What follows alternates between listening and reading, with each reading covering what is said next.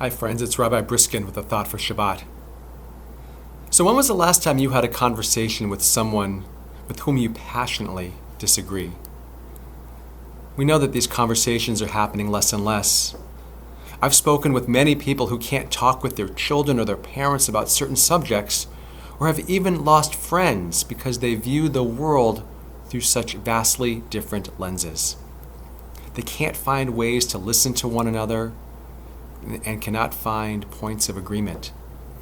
Their disputes seem to be about winning, not about finding common ground or hearing the other person. Our sages teach, a controversy for the sake of heaven will endure. A controversy not for the sake of heaven will not endure. What is an example of a controversy for the sake of heaven, they ask? The disputes between the houses of Hillel and Shammai. And what is an example of a controversy not for the sake of heaven? The dispute of Korach and his congregation.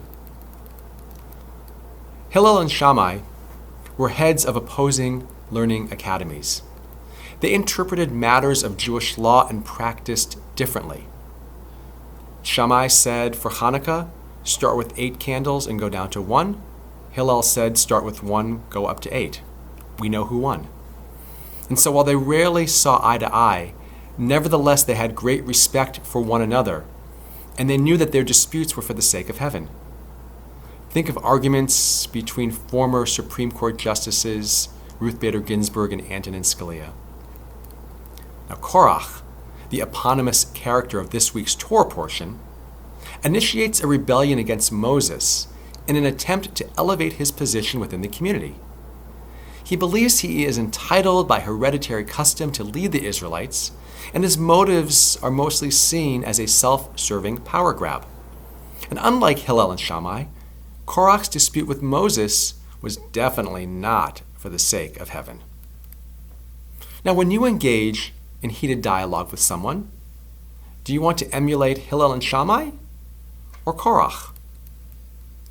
When we speak and listen to one another respectfully, when we are able to hear a viewpoint that is different from ours and try to understand that person's perspectives and experiences that shape that opinion, when our relationships with others are strong enough to endure conflict, then we know that we are fulfilling the mandate of our sages. Our controversies, our arguments, for the sake of heaven, will endure. So friends, may we continue to debate, engage, sharpen our thinking, stretch our understanding, and try to prove our point with the sake of heaven, not our own self-interest in mind. Wishing you a Shabbat Shalom, and remember to sign up tonight for Shabbat Your Way, our breakout program tomorrow during our Shabbat service. Take care, everyone.